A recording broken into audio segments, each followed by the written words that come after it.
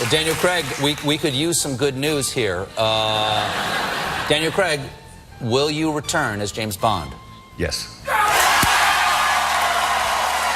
Do you all still remember when that happened back in 2017? That probably was the last moment that really made me happy when it comes to the news concerning Bond 25.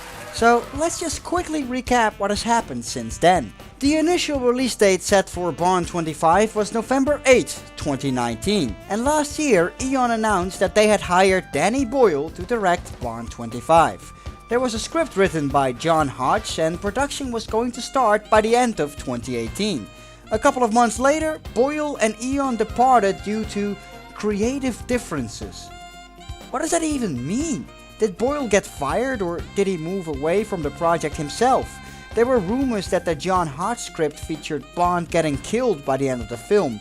Maybe Barbara and Michael G didn't agree to this, or maybe the problem was more on their side. Who knows? Whatever it was, they probably won't come out with an explanation until years later. Then in September 2018, it was announced that Cary Fukunaga was hired to direct Bond 25 instead. Who? We all pretty much had no idea who the hell that was. I still know very little about the guy. I honestly haven't really checked out much of his work, but from what I've heard, he did do some pretty decent stuff. I guess we're just gonna have to trust that Eon made a good judgment call and give Fukunaga a chance. Along with his hiring came a release date delay. Bond 25 was now set to be released for Valentine's Day 2020. Moving along to this year's Valentine's Day, I went to bed pretty happy, knowing that the countdown to Bond 25 was finally gonna be less than a year the next day.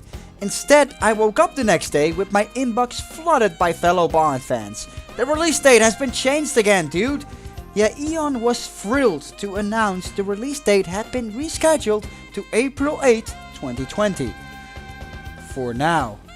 Well, at least they are thrilled about it. Immediately after that, it was announced that Scott Z. Burns was hired to overhaul the current script that was written by Purvis and Wade. Oh, and not just brush it up, but an actual overhaul, which to me sounds like a complete rewrite. So, you're telling me that since the release of Spectre in 2015, after all these years that have passed since, you're gonna rewrite a script now? 2 months before production is about to start? What the hell is going on at Eon? Compare this to the Mission Impossible series. Last year's Mission Impossible Fallout was absolutely fantastic. One of the best action movies I've seen in a long while. And Tom Cruise immediately had major plans for the next one and the one after that.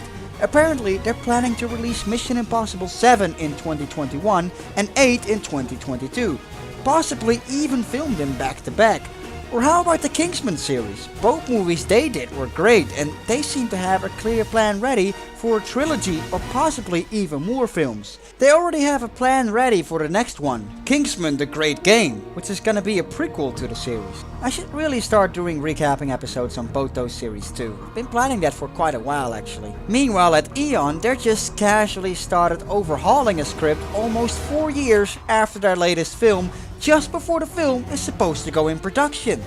I really hope things turn around and Eon completely wow us when Bond 25 comes out, which is what Craig deserves too. When you look at all the swan songs of most of the major Bond actors, they all had a pretty weak last Bond film. I really hope that Craig goes out with a bang, but honestly at this particular point, because of what is going on, I'm not that convinced that that's gonna happen. From what little we still know about Bond 25, we at least know that they're gonna continue the storyline set in place with the previous Craig Bond movies, because Léa Seydoux is confirmed to return as Madeline from Spectre. And there's also some rumors about a big flashback scene that is going to be filmed concerning her backstory that she talked about in the train with Bond. A man once came to our house to kill my father. He didn't know I was upstairs playing in my bedroom. That Papa kept a Beretta 9mm under the sink with the bleach.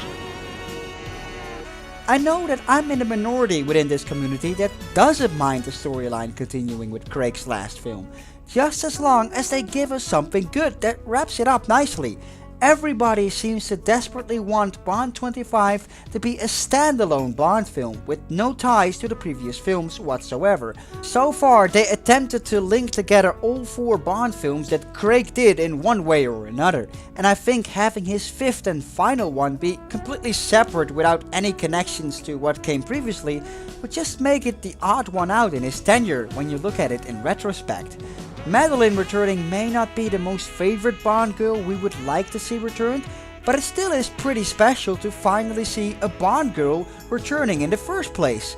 This has never happened before. Sure, so okay, Maud Adams starred as a Bond girl twice, but she played 2 different characters. But how many times did we miss the opportunity to bring back Bond girls?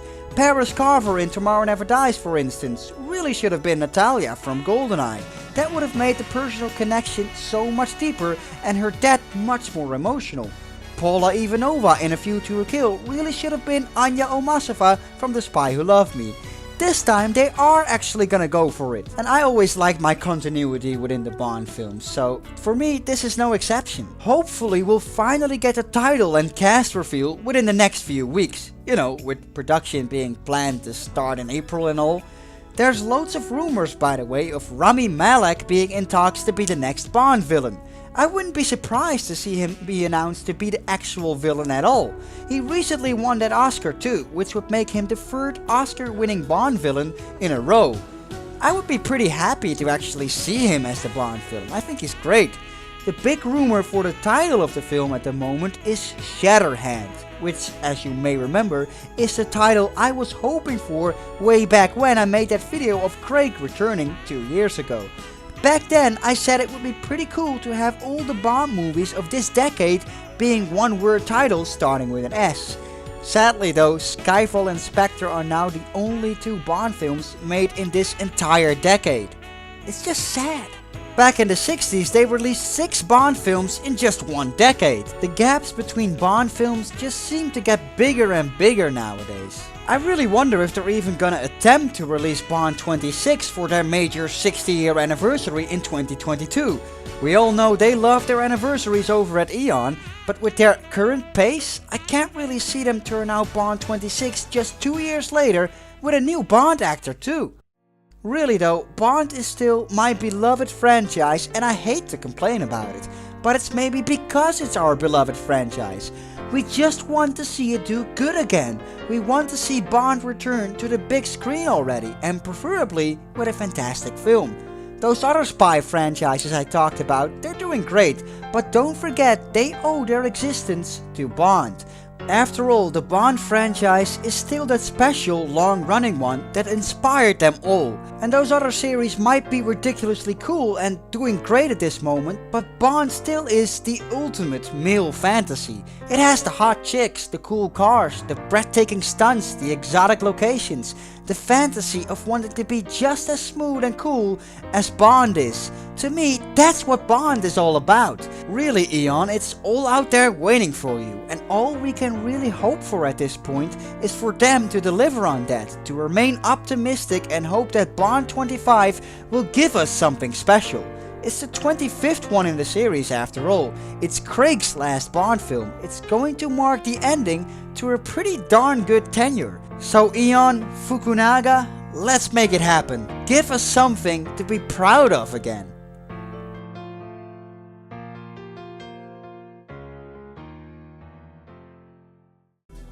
Are you a fan of my work and you just can't wait for other episodes or content to come up to the channel? Well, you can now join the DBF community on my Patreon page. Supporting my channel grants you access to all my latest videos 2 weeks before the regular viewers get to see it. Your name will also be included on the Supporter Hall of Fame, and you get to vote for the new content. And as a bonus for signing up, you will receive a personal thank you video from me, as well as these custom Blu-ray covers that I designed myself. These will all be received by email immediately, so you can pop them out of your printer and put them in empty Blu-ray covers to have your own DBF Blu-ray collection on your shelf. All support for giving back to my channel is appreciated immensely. You can find the link in the description and make sure you subscribe to the channel. Thanks a lot, guys.